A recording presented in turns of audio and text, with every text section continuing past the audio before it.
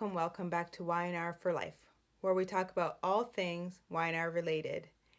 And we talk about what's going on, what's happened, everything from predictions. And again, it's all my opinion.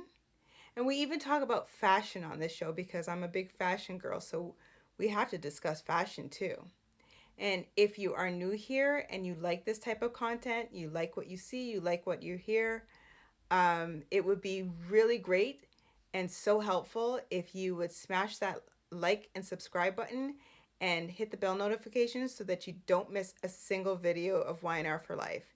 And if you're a returning guest, hey, what's up? How you doing? So, again, we spill it all. Last week, it was a week of juiciness. And this week is panning out to be pretty much the same. So I'm telling you, we're going to spill the tea. It's a lot of information, and I might be going back and forth, but don't mind me if I check my notes because I don't want to miss a single thing. And if I do, it's the nature of the beast because, again, there was so much that happened. And my usual disclaimer, if you kind of don't want to know what's going on, you want to kind of catch up on your own, you might not want to, listen, but I am so glad that you're here. So, we're going to get right into it. Now, you may be wondering, why am I wearing black with this black headpiece? It is my homage to Diane Jenkins because, as you know, she has been wearing black, the dark colors. Again, this week, I guess they are kind of, getting a little daring, and they gave her deep purple and the darkest navy blue known to man. I mean, I had to really stare at the screen to verify if it was navy or if it was black. And it was navy. So they basically put her from the deep purple top with the dark blue jeans to an even deeper blue than her blue jeans for now the top. So chime in. Should I wear all black, until they decide to switch it up for Diane? Did Susan Walters, did she request to wear dark colors all the time? I don't know, but if she's going to look like she's at a consistent funeral, then maybe I should too, because it's not a good look. But I digress. So, at the beginning of the week, we saw Summer, and she had learned from Kyle that Phyllis, that she was alive. Now, Summer was having almost a breakdown because she was like, oh my goodness, I can't believe, like, what do you mean my mother's alive? Like, this is crazy. Like, she has come back to us? Well, obviously, Summer knows full well that Phyllis is alive, but it's because do-gooder Daniel spilt the beans. And he spilled it to Kyle, Michael, and Jack, as you know. So now the way Daniel spun it was to kind of protect Summer, but he wanted the truth to come out because he had this moral dilemma. He didn't feel that it was right that Diane was paying the price for his mother's indiscretions, if you will. Now, as you know from videos past, I have stated that I'm a big Phyllis Summers fan. She may be a little cray-cray at times, but the one thing we know about Phyllis, she's much like Victor Newman, and she is really protective of her family. She would do anything for her kids, and that's just Phyllis for you. She's always been like that. even though she has made some really crazy choices. I don't know. Does this one top it all? Does anybody know? But anyway, so at some point in time, Phyllis, sorry, Summer, I'm losing track here, and I should know this, but Summer ends up bumping into Daniel at the club, and those two have like a heated exchange. And he's like, look, I was protecting you. This way the information gets out, and, nobody knows that it was actually you. So, now, can somebody chime in and let me know? Did Daniel bug the Abbott estate? Maybe I was sleeping when that occurred. I have no idea. Because when Summer learned from Kyle that Phyllis was alive, Daniel at the time was at Neil's Jazz Lounge, and he was hearing the whole conversation. Like, he was hearing everything on his phone. So I was like, wait a minute. Did he bug the place before he left? I'm none the wiser. Like, I don't know what occurred there, but he heard the whole thing, and it was what it was. So Kyle actually tells Diane that Phyllis is alive as well. And Diane's losing her mind, like, I can't believe this woman would go to such lengths, that she's so vindictive that she would do this. Like, I can't believe, like, is she that crazy that she would do this? How should I put this, Diane? Yes, she is. And yes, she did. And she would probably do it all over again just to stick it to you. You got to know Phyllis, and you got to know how she operates. But anyway, so at the same time that Kyle is telling Diane about Phyllis, Jack is at Society telling Cricket, aka Christine, about Phyllis being alive. And, Christine, with that constant look of, oh my gosh, on her face, is like, well, this is a nice story, Jack, but it's just that. It's a story. I can't use this information. Is there any evidence, proof, like pictures, like anything to substantiate this whatever you're saying? Like, I'm confused. And Jack's like, well, I don't know, but I'll figure it out, and I'll get information for you, and so be it. So at some point, Cricket and Chance have a conversation, and she is losing it, because she's like, obviously someone from the GCPD must have, there must be some breach in the GCPD, because who else would have known about the murder weapon being a scissors? Because this information was brought up. Well, obviously, Phyllis said that she used a scissor, and Summer ends up telling Daniel, and Daniel ends up saying this. So this is how this information got the cat came out of the bag. But of course, Cricket doesn't know this. Chance doesn't know this. But we shall see. Meanwhile, Jack eventually goes back home, finds Diane there, sitting, I'm assuming it was the backyard. I don't know. And he's talking to her, and I'm going to say she was perturbed. She wasn't like violently upset. She was just perturbed over the fact, like, how come Jack didn't tell her himself that Phyllis was alive? Why did she have to hear it from Kyle? And, smiling Jack was just, well, I just wanted to protect you, blah, blah, blah. And, well, before he knew it, they hugged it out, and that was the end of that. So at some point, Michael and Lauren are discussing the fact that Phyllis is alive. Lauren is like shell-shocked, and she's like, I can't believe that my best friend is alive, and I can't believe that she would put us through this. And she is our best friend. Why would she do this to us? And, Michael's sitting back going, this is Phyllis we're talking about here. Anything is possible. This is what she does. And, Michael's like, not for nothing. He almost was like, bravo, Phyllis, because that might be something that he would have done.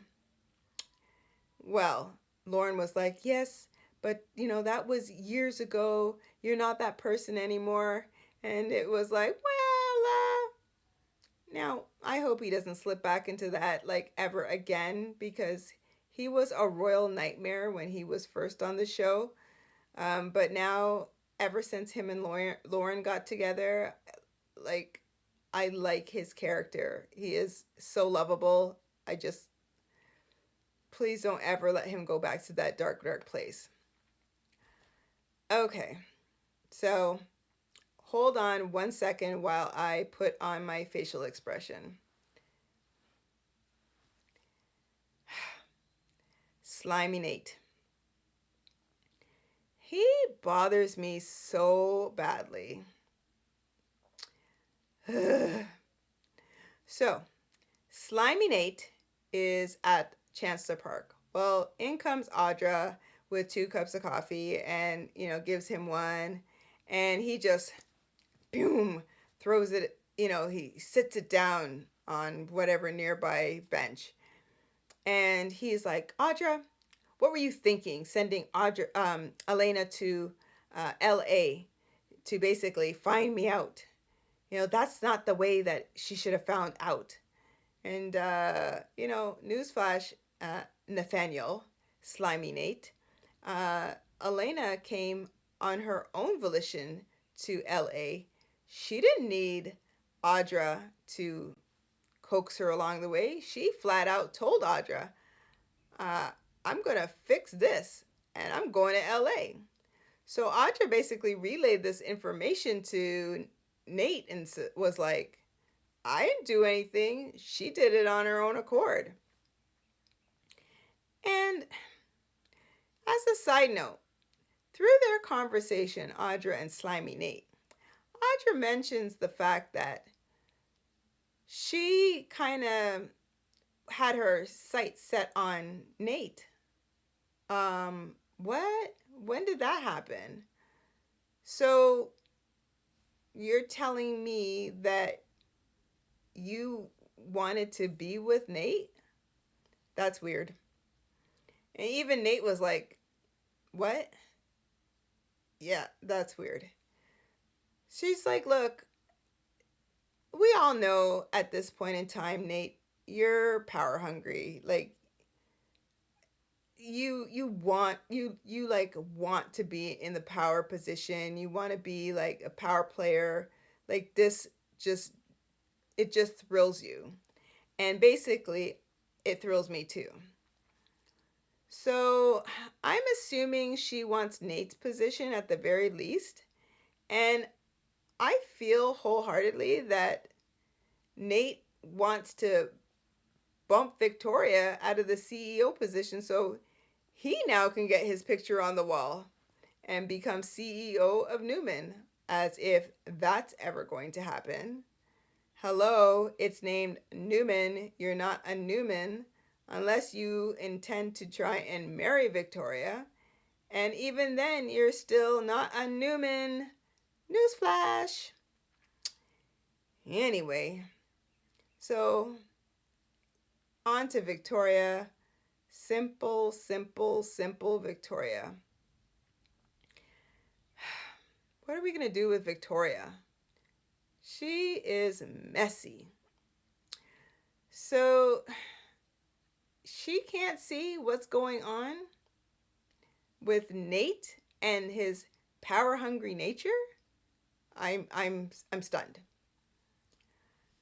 Anyway, so Nate is at Victoria's office, just sitting there. I felt like he needed scotch on the rocks or brandy, just sitting there while he was waiting for her to come in. And she comes in. Oh, Nate, you're here. What a surprise. Yeah, I hope it was okay that I'm in here. Yeah, that's fine. Well, the door is closed, and before you know it, he's like professing how much he cares about her, that he wants to kind of continue their relationship whenever that started, and that Elena was a great woman. She didn't deserve what happened to her.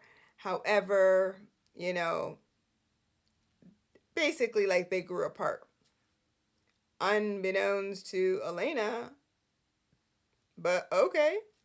So the two of them start to get hot and heavy. I'm like, oh, here we go again. This means that they're gonna clear off the desk, and they're gonna do whatever on the desk and whatever. Well, just when they're like taking their clothes off, getting ready to like really go to town, brap brap brap on the door is Fair Nicholas. And now I feel like Nicholas should have almost like the Superman emblem on his chest with a big N, like Nicholas. He's there to save the day. And the door is locked, it's closed, and clearly Nick knows, oh God, here we go again. Something, the two of them must be in this office. Like you could tell by the way his facial expression. So eventually he comes in, and let me give a hand clap right now for Fair Nicholas. Bravo, Nick. Bravo. So Nick ends up saying, after this is after Nate leaves, going, well, thanks for the sales figures or whatever, whatever. And he toddles off. And, you could tell like they're trying to catch themselves still. And Nicholas is like, did I interrupt something? And no. And then he's like, the best line. What is this place, like an aphrodisiac to you? Man, I was in stitches. I was getting ready to fall off the chair because this show has been coming up with some serious one-liners of late between him and Tucker. Like the the the funny parts, they just don't stop. So anyway, Victoria's like, Nicholas, like, you're not squeaky clean yourself. You've had a number of indiscretions. And, if you can't support me and you can't, be there for me, then don't say anything at all. Like, Victoria, once again, you were so simple. Even Nick was like, look, you got bamboozled by Ashland, JT, and quite frankly, Billy a number of times. Although I still feel that her and Billy are meant to be together, but if anything, if you can't put them together, just leave her by herself because Victoria does some really she goes all in with her emotions, and she is so blinded she can't see anything like the forest through the trees. She can't see it. Like she'd be the one to go in the refrigerator and you say grab the milk, and the milk's right there staring in front of her and she can't see it. That's Victoria for you. But whatever. So she's like, I'm a grown woman, and if this is what I want, and I don't see Nate like that, and blah blah blah. She went on. So time will tell with Slimy Nate and Victoria. Like this is gonna blow up badly, and I'm really tired of talking about the two of them. Like they anger me, and I know we still have to talk about them because it's current, it's what's happening, but for now, I'm done with them. Let's wipe them. We're done. Okay, let's just talk about a little bit of fashion for a half a second. So Summer was wearing this green, I think it was a dress. I don't know. Not quite an olive, a little bit of like a chartreuse. The color was nice, the fit was off. I don't get it. She was like maybe a sweet week wearing this ombre blouse And then you had that shining moment where she's wearing like that, her hair was all nicely done and she was wearing like a purple, you know, top, nice. It was great. And then now you put her in this. Yeah, no.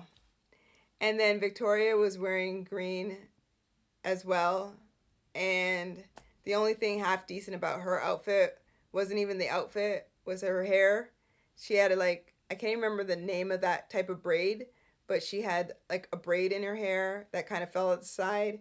All hair was messy, kind of tussled. Nikki looked worlds better than her daughter, and the rest of it was just, she almost looked like she was just going to the supermarket. Yeah, it didn't work well at all, but again, that's pretty consistent with how she's dressed. She just always looks messy. Um yeah, no, didn't quite care for it at all. So you had the two of them in the greens, and you had Diane in the deepest navy blue known to man. Yeah, no, it didn't work. Sorry. It's a fail for me. But that's just my opinion, and I am entitled to my opinion, of course. So, let's see. Have I missed anything? Of course I've missed stuff, because there was so much that has happened. Okay, so let's talk about Tucker and Ashley. They are like Laurel and Hardy. They are so funny. So at some point in time, um, they're at the estate, and Diane is about to spill the beans over the fact that Phyllis is alive, but Diane, it was like, no, I'm just going to keep this information to myself, whatever information I have, and I can't wait for the two of you to eat some humble pie. And yeah, so they're like, let's bounce, let's get out of here. Like, this is ridiculous. Just, we're out. So they end up at Chancellor Park, and Ashley was like, Tucker, why don't you just like creep your stuff into my bedroom? And Tucker was like, huh. So let me get this straight. So you want me to move into your bedroom? Oh, well, yeah, what do you think? Well, I kind of like where I'm staying now in the house. Like, I'm good. I'd have to think about that. So shut her down real fast. And so the look on her face was like, oh, well, Ashley, that's what you get. Like, you were messing around with him and playing with his emotions. So now he's just doing it right back to you. I mean, Tucker knows full well he'll probably end up probably end up in her room, but he's just giving her a run for it right now. So push it forward again. They end up back at the estate, and Diane's now with bridal magazines, and she's like, oh, well, I have some nuptials to plan. Hee hee hee. Oh, Ashley, maybe you can help me. Or, you know what? Even better yet, you could be my maid of honor. Well, Ashley was getting ready to throttle her, and Tucker has to hold her back, and then they toddle off again. Well, this time they end up going to the jazz lounge, and we'll talk about that momentarily. But let's backtrack a bit. We're going to talk about Kyle and Jack. How Kyle and Jack ended up becoming Columbo / Ethan Hunt from Mission Impossible. Like, they end up at the hotel room. Why? Because Michael had some intel that he got about the fact that Jeremy was about to cash in Phyllis's life insurance policy, and that didn't happen, but he ended up tracing it. I don't even know if this makes sense, but she traced this information back to this hotel room, but whatever. So obviously Michael told Jack about this. So Jack and Kyle end up going to the hotel room. Jack opens the door with like his handkerchief, And they come completely outfitted. They've got latex gloves and like Ziploc baggies. Okay, I think they even may have. I did they have tweezers? Maybe not, but whatever. So they happen to, on their search, find a stray red hair, a strand of hair, which they, gingerly put into this Ziploc bag. And so Jack says to Kyle, like, we need to get some DNA from Summer to find out if it's a match. And he's like, yeah, no problem. I've got a brush that she keeps in the car. I'm like, oh, okay. So with a quickness, Jack sends this hair samples off to the lab, pays a pretty penny. I mean, he already had to liquidate funds in order to get Diane out of jail on bail, and now you're paying an extra pretty penny to get lab results. But anyway, with a quickness, those lab results came back, and it was a match. So now we know that that was the room that this happened in. And at some point, Jack basically says to Chance, this information. It was like, oh, imagine what the GCPD could do. How much more they could do than me. Ha! Well, that was that. So anyway, so we now know that it's a match. The hair samples, and of course, Summer is spitting nails. She's losing it, so much so that she speaks to Chance, and she's like, yeah, so hypothesizing if my mother is alive, what would happen to her? Would she be prosecuted? What would happen to her? I mean, Summer, you might as well have just said, I know my mom's alive. She spoke to me. She actually didn't speak to Daniel. I know all this information. Blah, blah, blah. And Chance, maybe he's overwhelmed. I don't know how we didn't get that from what she was saying, but he's like, I don't know, Summer. There's too many variables. It is what it is. So that was that. We'll see what's going to happen. If Phyllis is going to pop back up at some point. We'll see. Maybe she'll pop up next week. I have no idea. Let's just talk about briefly Devon and the fact that he had a courier, as per Abby, a courier come to the house with legal documents that shows his new name, the fact that he changed his name. So he's no longer Devon Hamilton, he's Devon Hamilton Winters. I mean, it was a really touching, feel-good moment. Not much to say about it. When Tucker and Ashley ended up being at the Jazz Lounge, they bumped into Abby and Devon, who were there already, celebrating with champagne over the fact of the name change. And they asked to join them, and the four of them had champagne together. And again, it was a feel-good moment. Tucker is, Grandpa of the Year. He has filmed little Dominic playing, I don't know which instrument. Again, was it the bongos, the maracas? I have no idea. But he's turned into Grandpa of the Year. Devon's kind of warming his heart. Maybe he's softening up a little bit where Tucker is concerned. I don't know. Tucker's like, I don't work. I have time on my hands. And I'm looking at my grandson. So again, not much to say about that. It was a feel-good moment, scene filler, moving right along. So we're going to talk, I believe this is lastly, about Sharon. Yes. So Sharon is babysitting her granddaughter, Aria, because Tessa and Mariah are out on a date night. And, they were toggling over the fact, should we leave her? She's so little, we're protective.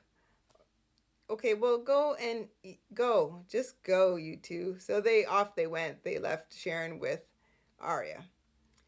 Well, while Sharon is at the coffee house with Arya, she gets a delivery. And it turns out it's a very expensive bottle of champagne.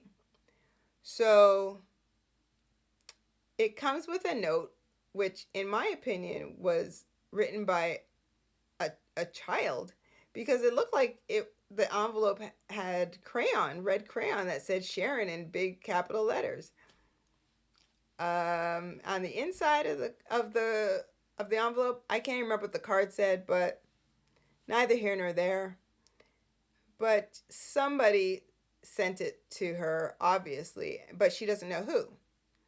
So they pan over onto the patio. So it's whomever looking at Sharon through the the window.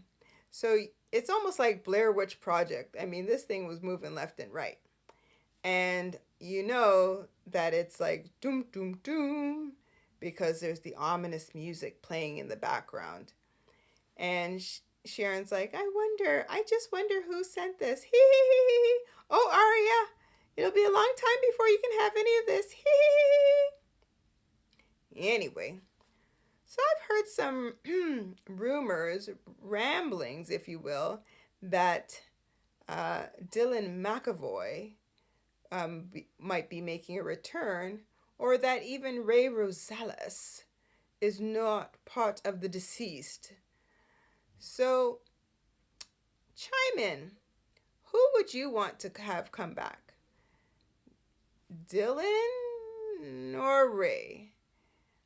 I don't really care who comes back, but I kind of prefer Ray over Dylan only because Chance needs a bit of a break. He looks a little scatterbrained, um, overwhelmed, if you will, and probably needs some assistance. And not that Dylan couldn't do that too, because, they all became detectives, all became undercovers, like, whatever. And, but Dylan, is he out of witness protection? Nikki would be happy. She'd have her son back. But, yeah, I think I would prefer Ray Rosales, you know. I think I'd prefer him to come back. But time will tell. We shall see. We'll figure it out. Um, who sent that expensive bottle of champagne? So that's about it, guys. Again, I don't think I missed anything. I hope I didn't. But if I did, you know what? It is what it is. And again, this is all for the love of the show. It's so awesome to just be able to talk about the show and just have opinions and, just have fun. Just have fun with it.